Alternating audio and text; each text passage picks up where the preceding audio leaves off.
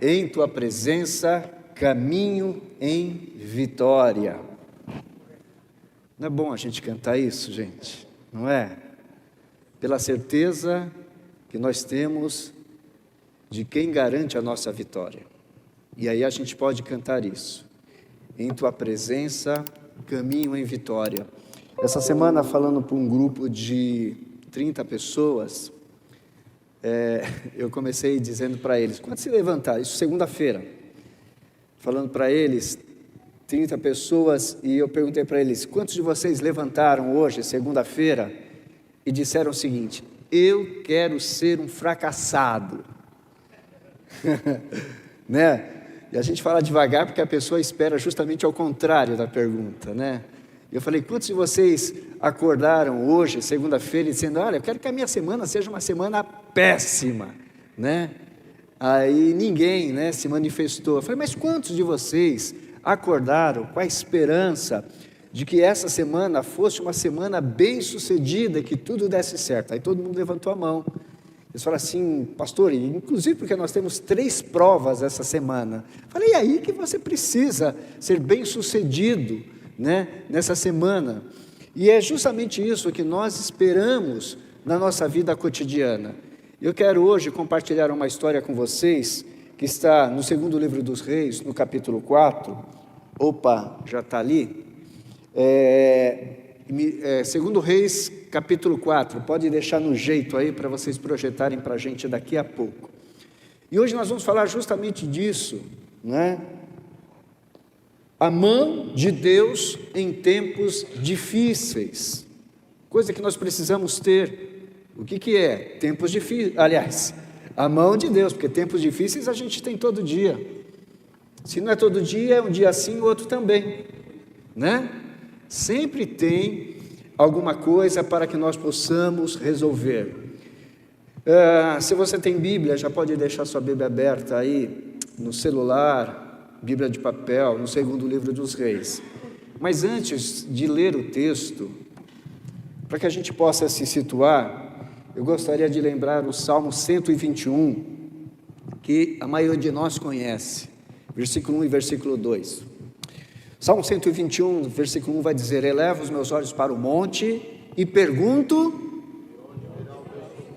de onde virá o meu socorro?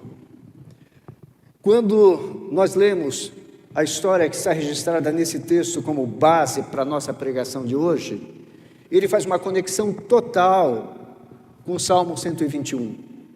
O salmista, quando expressa, eu olho para os montes, ou eu levanto o meu olhar para os montes e pergunto, da onde virá o meu socorro? É porque o salmista está num vale, e o que ele enxerga ao seu redor são montanhas naquela localidade. Se nós quiséssemos, hoje à noite, trazer para os nossos dias, é como se nós disséssemos, olha, eu olho para os edifícios mais altos dessa cidade e pergunto, da onde me vem ajuda? Em São Paulo nós temos o edifício mais alto aqui no Tatuapé, mas na nossa cidade toda nós temos edifícios imponentes e importantes, de pessoas sentadas em cadeiras dentro desses edifícios. E às vezes nós estamos lá embaixo no térreo, do lado de fora, e talvez nós sejamos um salmista moderno, e nós olhamos para tudo isso e dizemos, quem daí poderá me ajudar? Quem desses prédios imponentes, importantes, descerá para me ajudar? Da onde eu posso tirar ajuda para a minha necessidade? É assim que o salmista via aqueles montes. Então ele diz, eu olho para o alto e pergunto, da onde vem o meu socorro? E o versículo 2, que a gente conhece, o salmista vai responder, o meu socorro vem, que fez os céus e a terra.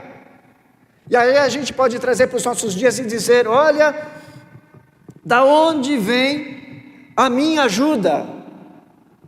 A minha ajuda vem lá de cima, ela ultrapassa esses montes, e ela ultrapassa esses edifícios.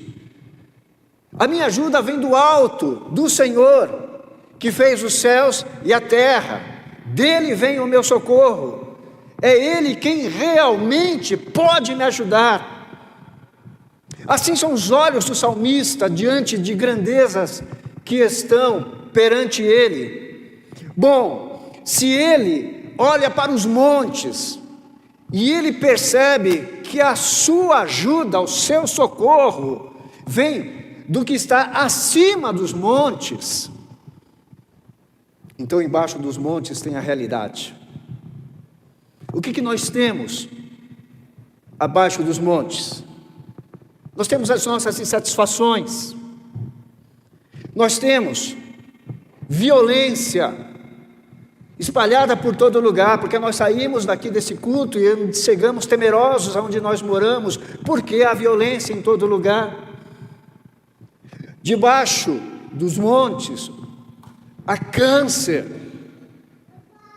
tomando conta de alguns corpos de gente que nós amamos muito. Debaixo do monte, há decepções com seres humanos. Abaixo do monte, existe falta de humanidade para situações onde a humanidade teria que ser humana, com compaixão. E não existe muitas das vezes. Abaixo do monte existe prejuízos que nós nunca imaginaríamos ter na vida, mas nós nos defrontamos com alguns prejuízos.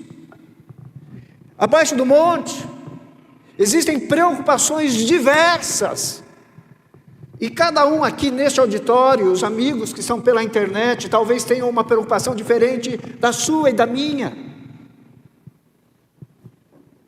Abaixo desse monte há insatisfação com a gente mesmo. Abaixo do monte há doenças que são autodestrutivas, doenças como depressão, como ansiedade, síndrome do pânico, a baixa autoestima, os vícios, o isolamento social. Abaixo do monte nós não vemos grandes esperanças, e talvez elas não existam na parte de baixo do monte. E você não pode viver iludido de que nessa parte do monte, embaixo, você vai encontrar solução para a sua vida. Porque talvez você não encontre. Porque talvez não há nada que lhe dê esperança abaixo do monte. E assim o salmista diz: eleva os meus olhos para o monte, porque aqui embaixo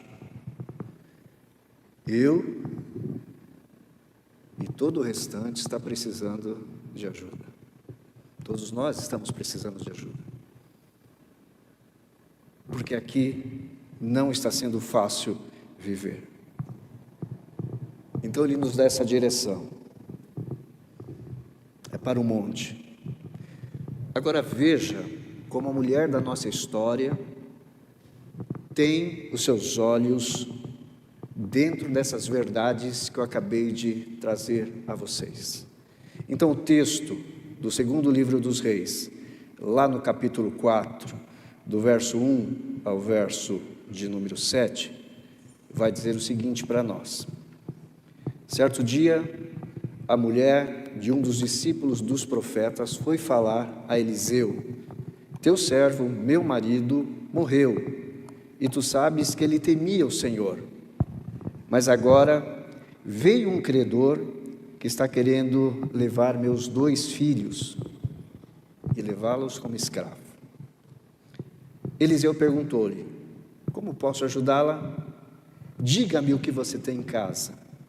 Ela respondeu: tua serva não tem nada além de uma vasilha de azeite. Então Eliseu disse: vá pedir emprestadas vasilhas a todos os vizinhos. mas peças, ou peça mesmo singular, muitas. Peça bastante.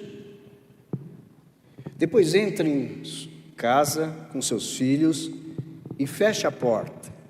Derrame o azeite em cada vasilha e vá separando as que você for enchendo. Depois disso, ela foi embora, fechou-se em casa com seus filhos e começou a encher as vasilhas que eles traziam. Quando todas as vasilhas estavam cheias, ela disse a um dos filhos: traga-me mais uma. Mas ele respondeu: já acabaram. Então o azeite parou de correr. Ela foi e contou tudo ao homem de Deus, que lhe disse: vá, venda o azeite e pague suas dívidas, e você e seus filhos ainda poderão viver do que sobrar. Amém? Glória a Deus, irmã Lidia. Glória a Deus. Há uma pergunta: quando é que a mão de Deus age? Só ver se está dando certo aqui.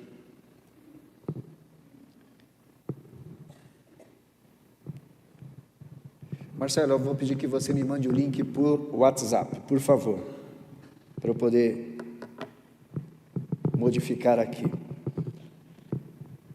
Quando a mão de Deus age? Essa é a pergunta. Em primeiro lugar, e são só duas respostas hoje, apesar que o texto nos dá muitas respostas, mas hoje eu gostaria de trabalhar pelo menos duas respostas a respeito disso. Quando a mão de Deus age? Então, em primeiro lugar, quando buscamos o socorro certo. A mão de Deus age quando nós buscamos o socorro certo. Olha o que diz o versículo 1. Certo dia, a mulher de um dos discípulos dos profetas foi falar com Eliseu: teu servo, meu marido, morreu, e tu sabes que ele temia o Senhor. Agora vamos analisar essa situação dessa mulher que vai buscar a Deus. Ela está numa crise tremenda na vida dela. E é importante porque nós brasileiros sabemos muito bem o que é crise. Eu busquei um dado que eu esperava que fosse menor, mas não é menor. Vamos lá. Aí, joia. Aí. E você pode pesquisar hoje, depois no Google, na internet, você coloca lá qual é o percentual de endividados no Brasil em 2024. O resultado, pasmem, é que 78,8% das famílias brasileiras estão endividadas. Elas têm algum tipo de endividamento. Bom, então nós sabemos muito bem o que essa mulher está passando. Primeiro, ela é uma viúva, ela perdeu seu marido, ela perdeu o provedor da sua casa. Segundo, ela tem 2 filhos que são pequenos. Por quê? Porque eles não são casados, eles estão morando debaixo do seu teto, e por isso dá para perceber que eles não são independentes, mas eles são dependentes dessa mulher. Terceiro, essa mulher, ela se enroscou, não sei se por culpa dela ou por culpa do marido, numa dívida enorme, numa crise financeira que ela não esperava ter. E aí, o resultado é que numa sociedade em que ela vivia, onde a viúva passava por apuros, era uma viúva totalmente falida, com 2 filhos, e o grande medo dela é o seguinte: eu não tenho como pagar, e vão pegar os meus filhos e vão fazê-los de escravo. Eu não quero isso, eu não quero isso.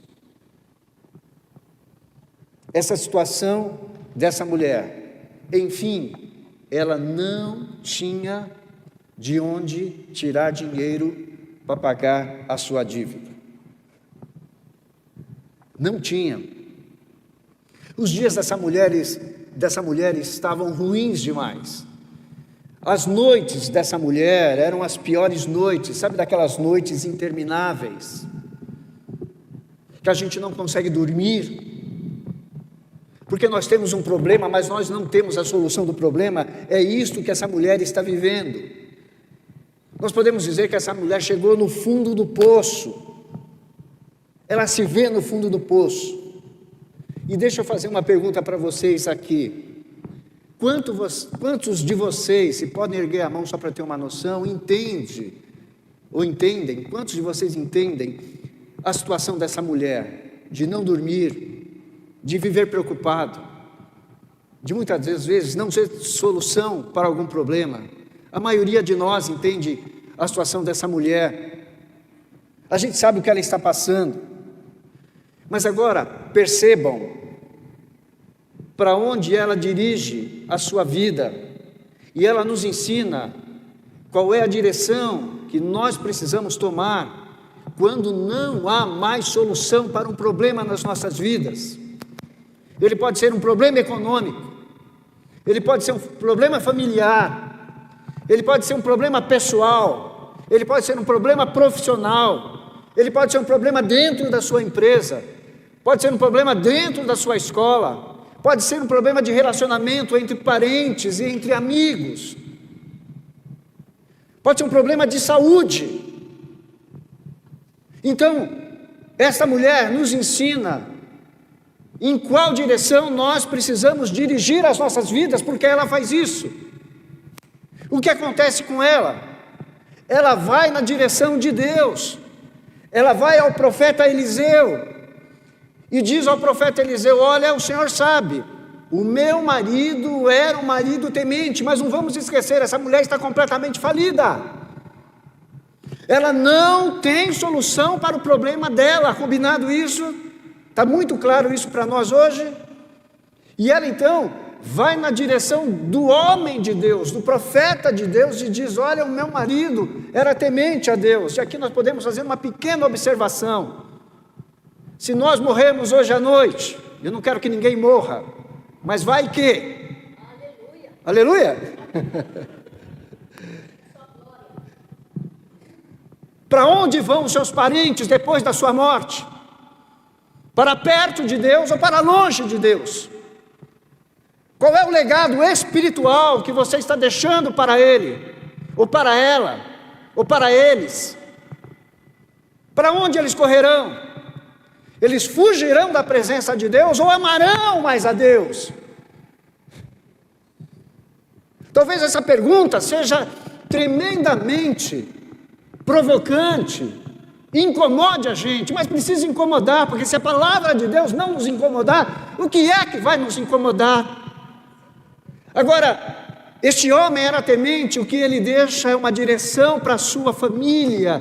Por isso que quando a mulher se vê na maior crise, que ela não esperava, ela corre para o lado de Deus, ela vai procurar o profeta, o homem de Deus, e vai dizer: olha, o meu marido era temente a Deus, eu tenho nele uma referência. É essa direção que nós precisamos correr. Ela nos ensina que se nós queremos uma solução para as nossas crises, e seja elas quais forem, nós precisamos ir na direção certa, e não vá na direção errada, porque lá não tem solução. O pastor José Antônio, semana passada, disse uma frase muito interessante, né? Que o diabo não presenteia, ele rouba. Então, muito cuidado com a direção que está tomando a sua vida, porque só há um jeito das coisas se resolverem se os seus pés estiverem levando você para perto de Deus, e não tem outra solução. É isso que essa mulher nos ensina. Por que os nossos pés precisam ir na direção de Deus? Simplesmente, gente, Deus é a solução certa para os nossos problemas, seja eles quais forem. É para Deus. E eu me lembro que Judas estava do lado de Jesus e jogou tudo isso fora.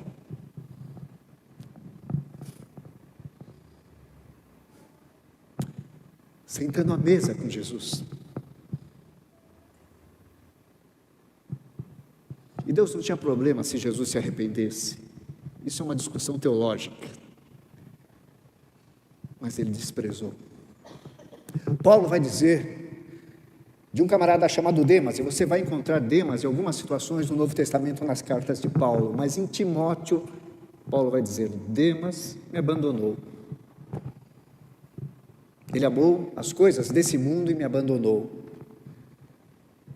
Ele vai dizer: viu Alexandre, de um tal de Alexandre que não é você. Em algumas versões está Alexandre, o latoeiro. Ele vai dizer: esse cara me causou muitos males, mas eu não me preocupo com vingança contra ele, apesar dos males que ele me causou. A vida dele, o que ele fez, está nas mãos de Deus. É com Deus, não é comigo. Então ele vai dizer de gente que esteve ao lado de Deus, estava no caminho de Deus e não ficou na presença de Deus. O autor de Hebreus também vai dizer alguma coisa a respeito disso. E deixa eu afirmar uma coisa importante para a sua vida nessa noite. Talvez você tenha vindo hoje à noite para ouvir só essa frase que eu vou dizer. Deus nunca irá decepcionar você. Amém. Nunca. Nunca. Então, guarda isso. Não adianta você correr. Você precisa correr na direção certa. E a direção certa é a direção de Deus. A solução certa é Deus. E não há outra solução. Essa semana, eu estive em 2 UTIs. E a gente ora: pastor, mas Deus vai fazer o milagre trazendo a vida daquelas pessoas? Uma estava entubada e a outra não, em hospitais diferentes. Deus vai trazer a vida daquela pessoa? Deus pode usar os remédios, Deus pode usar os médicos, mas tudo está nas mãos de Deus. Dá para entender? O óculos está fazendo esse barulho. Nunca pensei que meu óculos fosse tão barulhento assim. Vamos tirar aqui. Vai melhorar, talvez até o pessoal da internet. Quando é que Deus age? Quando a gente busca a direção certa. Quando a gente busca a solução. Quando a gente busca Deus. Aí as mãos dele agem em nosso favor. Mas em segundo e último lugar, quando as mãos de Deus agem? Quando somos verdadeiros. O que é ser verdadeiros? É não falar mentira? É não falar mentira. Mas eu quero dizer algo mais a respeito disso. Olha o versículo 2 do texto que lemos. Eliseu perguntou àquela mulher: como eu posso ajudar a senhora? Diga-me o que tem em casa. E aí a resposta dela foi: tua serva não tem nada além de uma vasilha de azeite. Eu ia falar de leite.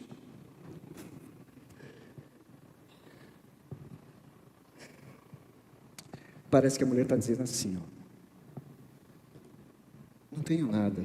Não, espera aí. Eu tenho uma vasilha de azeite, não de leite, viu, Fábio? Mas nos parece que a primeira resposta dessa mulher é dizer que não tem nada. Tanto é que quando ela completa esta oração, essa resposta, ela diz: eu não tenho nada além. Ela menospreza, ou seja, ela não dá importância à vasilha de azeite que tem em casa. Dá para perceber isso? Eu não tenho nada além de uma vasilha de azeite.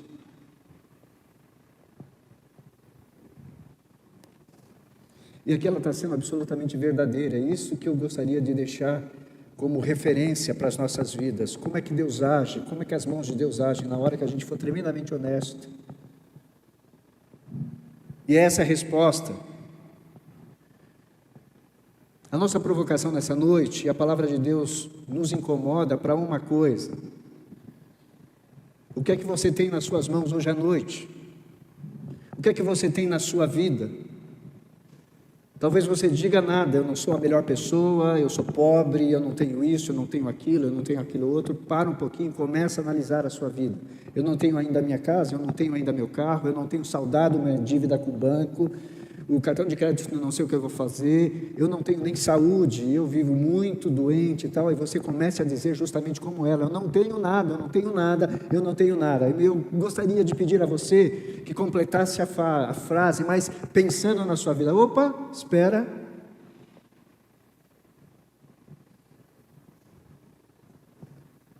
Eu tenho alguma coisa na minha vida.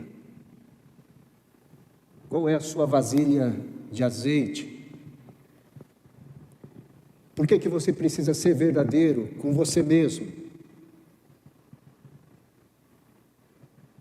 Porque na hora, hoje à noite, aqui neste lugar, quando você descobrir a sua vasilha de azeite, é daí que Deus vai fazer um milagre.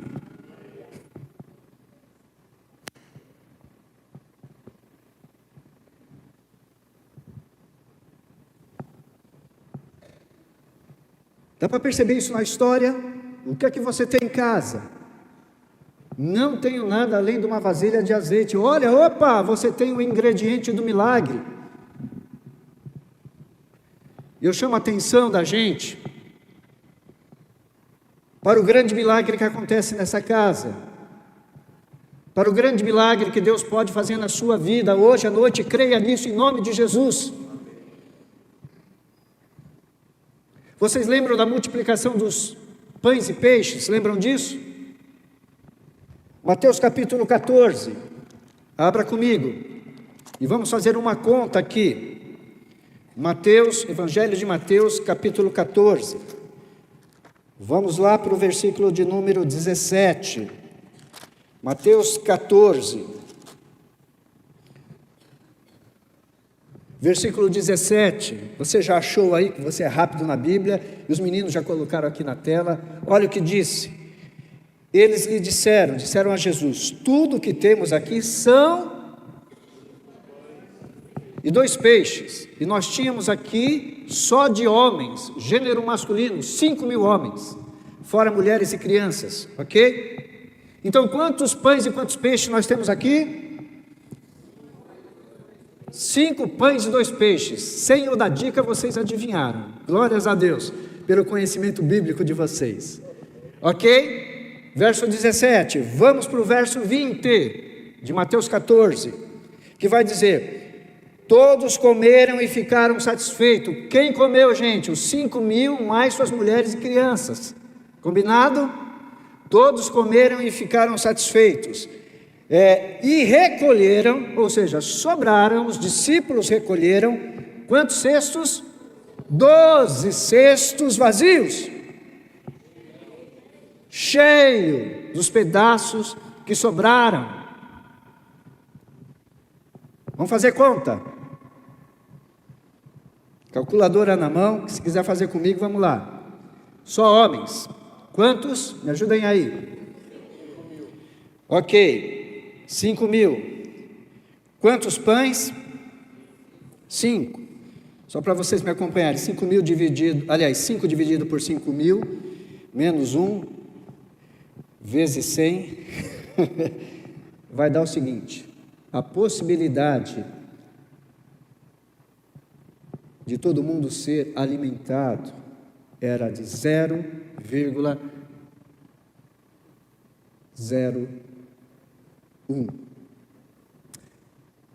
99,9% era improvável daqueles homens serem alimentados, tá? Você já enfrentou uma situação na sua vida que era 99% provável que ia dar BO, ia dar errado, ia dar ruim? Aqui é isso, só de homens. Se nós aumentarmos para um número de 15.000, considerando um homem, uma mulher para cada homem, 2 filhos, qualquer coisa, a gente vai chegar no número aí de 15.000. Essa conta fica mais extraordinária ainda. Bom, nós temos ali quantos peixinhos? 2 peixinhos. Por 5.000 homens só. Ok. Vezes 100. A probabilidade de eles não se alimentarem era uma probabilidade negativa de 99,96% deles não se alimentarem. 0,04% de dar certo.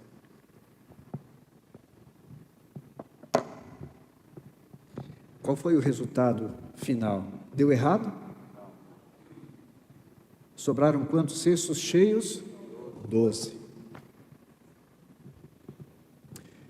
Pedro e João, em Atos capítulo 3, eles vão ao templo orar. Quando eles chegam no templo, tem um homem, um aleijado, pedindo ajuda. Dá uma esmola. Pedro olha para ele, lá no versículo 6 de Atos 3, e vai dizer: não tenho ouro nem prata, mas isso que tenho te dou, em nome de Jesus o Nazareno, levanta e anda.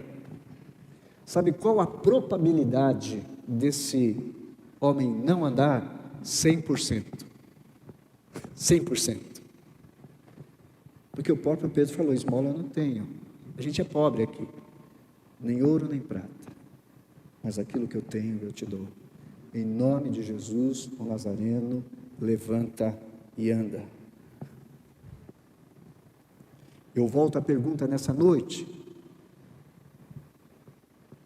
o que é que você tem em suas mãos para que Deus possa fazer milagre?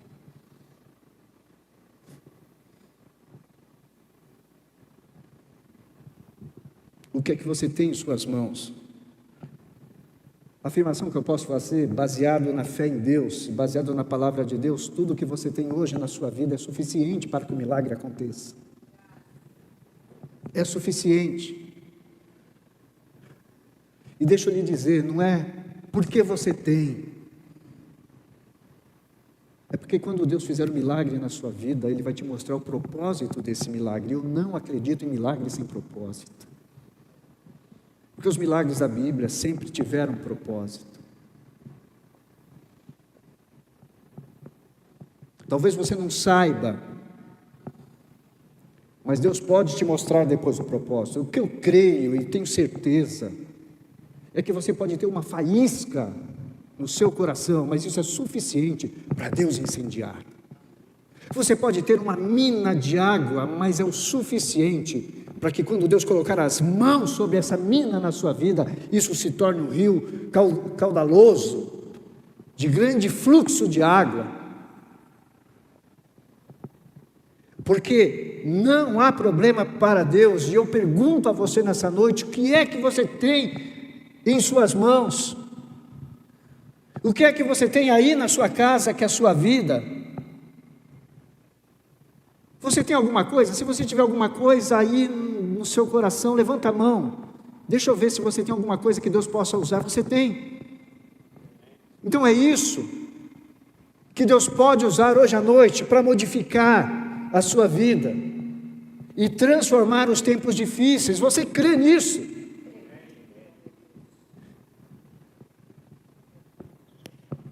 Então você deve dizer isso para você: eu creio nisso.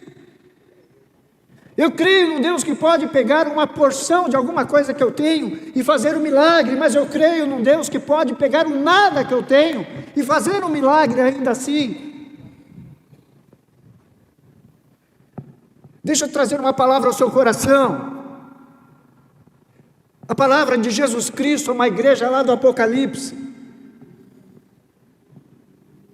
Jesus diz à igreja de Esmirna, que estava passando uma prova terrível. Jesus diz a ela: eu conheço as suas aflições, a sua pobreza, mas você é rico ou rica. O Senhor não apenas nos conhece, mas Ele sabe das nossas aflições, Ele sabe das nossas necessidades, e Ele é quem nos socorre. O nosso socorro está no Senhor, e é no Senhor que somos enriquecidos para passarmos toda a prova necessária, toda a tribulação necessária, toda a dificuldade necessária. É em Jesus que nós temos o soerguimento das nossas vidas. É em Jesus que nós temos a ressurreição das nossas vidas. Porque nem a morte, seja qual tipo for, ela é suficiente quando está diante do poder de Deus. Por isso, Jesus vence a morte, dizendo para Lázaro: Lázaro, sai para fora. Jesus vence a morte quando ele diz à menina: Talita cumi, levante. Jesus vence a morte quando a mulher lá de Naim está saindo, e o filho sendo levado para a sepultura, e ele toca, e aquele menino volta à vida. Porque onde não existe que o seu Deus pode fazer alguma coisa, imagina o que ele pode fazer com uma fagulha que tem no seu coração hoje à noite. Que Deus tremendo! Glorificado seja o nome desse Deus poderoso, que nos visita nessa noite, cuidando e tratando dos nossos corações, nos tirando de um gelo e querendo nos colocar no altar dele, cheio da unção do Espírito Santo, cheio do fogo santificador, para dizer para nós: eu conheço as suas aflições e a sua pobreza, mas em mim você tem mais do que você pensa que tem. E aí a gente de novo volta e diz: dos montes, ou acima dos montes, vem o meu socorro. Porque é na direção de Deus que eu sou socorrido, que eu sou ajudado. O que é que você tem? Isso que você tem é o que Deus precisa essa noite para o milagre. Você tem uma pequena fé, você tem uma pequena esperança,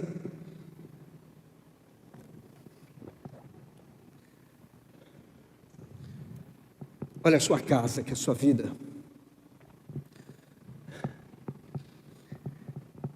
O que é de bom em você?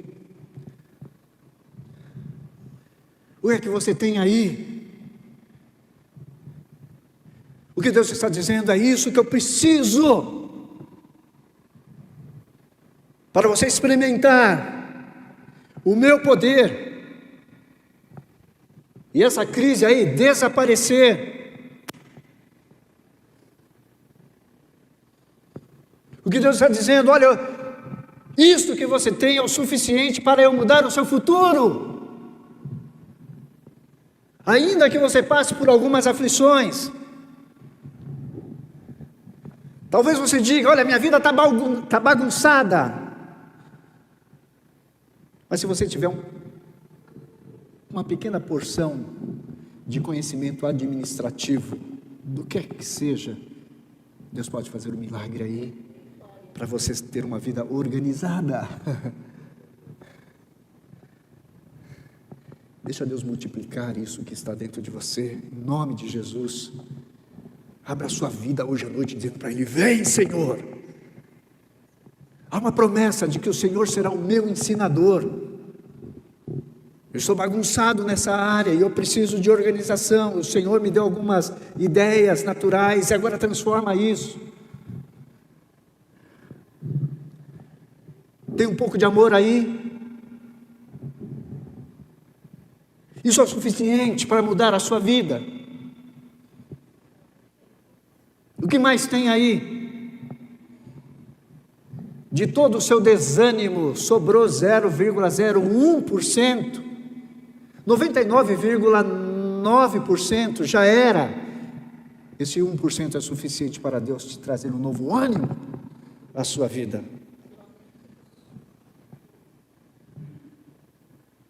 O que é que tem aí? Você tem um pouquinho de saúde? Deus é suficiente para deixar você 100% são. Em nome de Jesus. Em nome de Jesus. Está endividado? Mas você tem 1 centavo. Deus pode resolver os seus problemas com esse 1 centavo que você tem.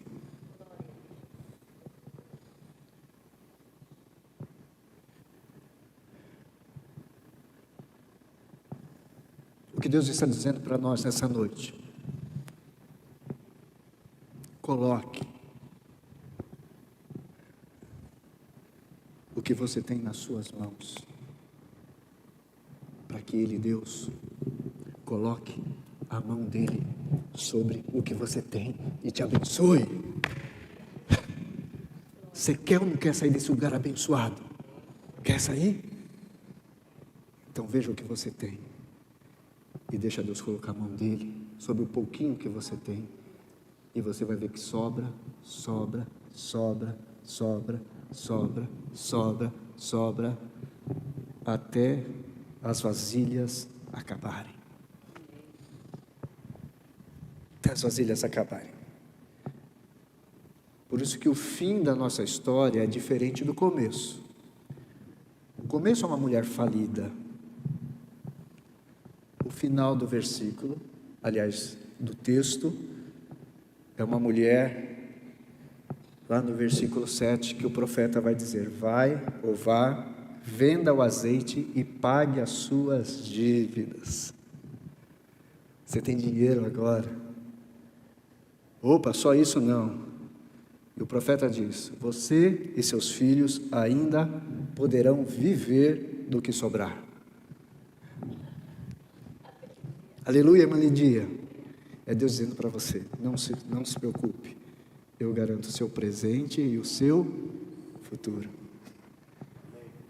Se fosse nos dias de hoje, essa molecada vai ter um lugar para estudar, tem dinheiro, não vai faltar comida, vai sobrar grana para ir.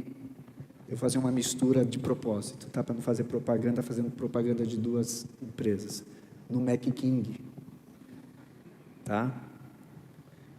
Ou no espaço gourmet da nossa igreja, vai ter.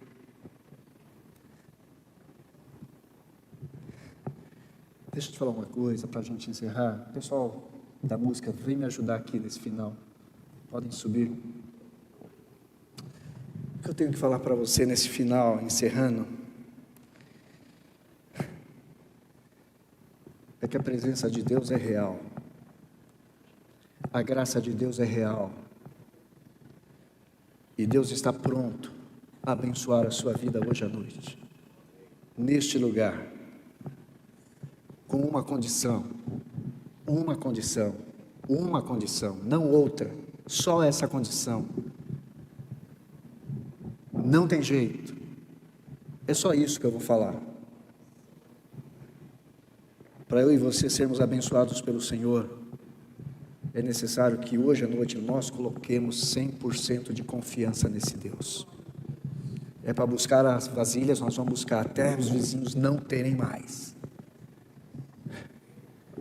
E quando o profeta disser enche, nós não vamos duvidar, da onde vai sair? Não, a gente vai começar a encher. Porque do pouco que nós temos, é da onde sairá o restante para abençoar as nossas vidas. Deixa Deus abençoar a sua vida. Então a condição para nós, sem nenhuma outra alternativa hoje, é confiar plenamente com seu coração em Jesus Cristo hoje à noite, como provedor da sua vida. Tem muitas coisas na sua vida que você não vai entender o porquê, a razão pela qual está acontecendo. Mas eu te garanto uma coisa: Deus vai abençoar a sua vida se você confiar nele plenamente. Isso é certo. Não há dúvidas e não há erro quanto a isso. Mas eu quero te lembrar novamente, sempre Deus tem um propósito quando o milagre acontece. Nunca perca isso de vista. O milagre aconteceu, a saúde foi restaurada, as dívidas foram pagas, você se ama mais, o sentimento de tristeza profunda foi embora, a afobação de não saber o futuro desapareceu. Deus te curou e Deus tem um propósito na sua vida. Nunca se esqueça disso. Milagres acompanham sempre um propósito de Deus. E não se preocupe, Deus vai falar com você, mas quando Deus falar com você, obedeça. Obedeça. E que hora é agora? Agora é hora de nós confiarmos nele.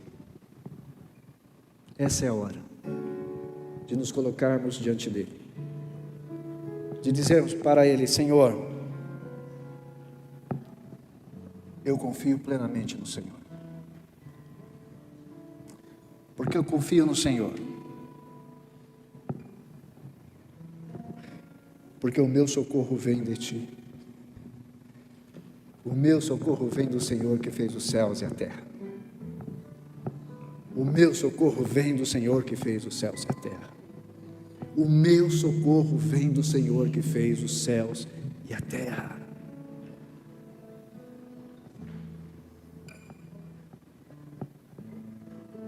Feche os seus olhos.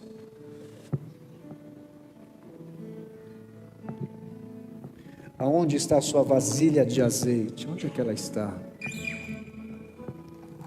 Procura na sua vida agora, não deixa para amanhã, não deixa para depois você não vai encontrar.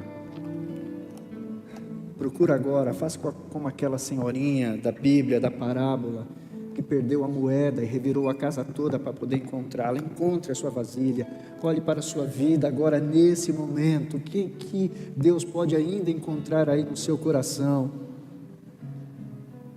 Talvez seja arrependimento, então haverá uma mudança gigantesca na sua vida. Talvez seja confiança, e o milagre acontecerá.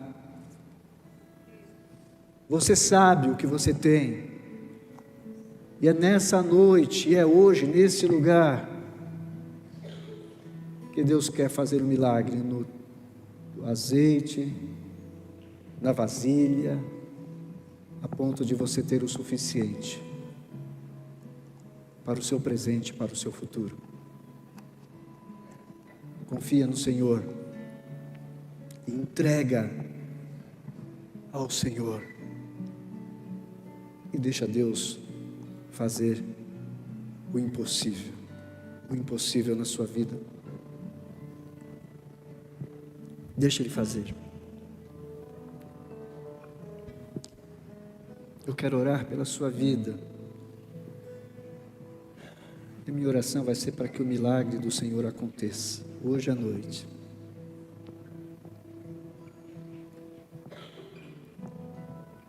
Por isso eu preciso nessa hora, que dentro aí da sua casa, você identifique aonde está a vasilha de azeite. O que é a vasilha de azeite na sua vida? Um pouquinho de esperança, um pouquinho de lucidez ainda, um pouquinho de sabedoria, um pouquinho de alegria, um pouquinho de coragem. O que é que você tem?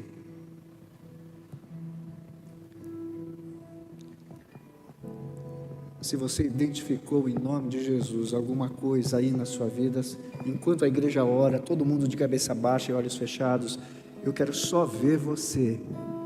Se você identificou alguma coisa que Deus pode fazer um grande milagre na sua vida, levanta a sua mão, deixa eu ver. Amém, amém, amém, amém, amém, amém, amém, amém, glórias a Deus, amém. Pode baixar, eu já vi a mão de vocês. Então nós temos pessoas hoje à noite, orando nesse momento, prontas para receberem o milagre de Deus. Quem aqui precisa do milagre, mas não identificou nada? Enquanto a igreja ora, levanta a mão. Eu não consegui identificar nada, mas eu preciso do milagre. Amém, amém, amém, amém, amém, amém. Pode baixar. Amém. Do nada Deus criou a terra. Do nada o poder de Deus restaurou a saúde daquele aleijado. E do nada o milagre pode acontecer na sua vida. Vamos orar. Quero orar por você, Pai querido, em nome de Jesus,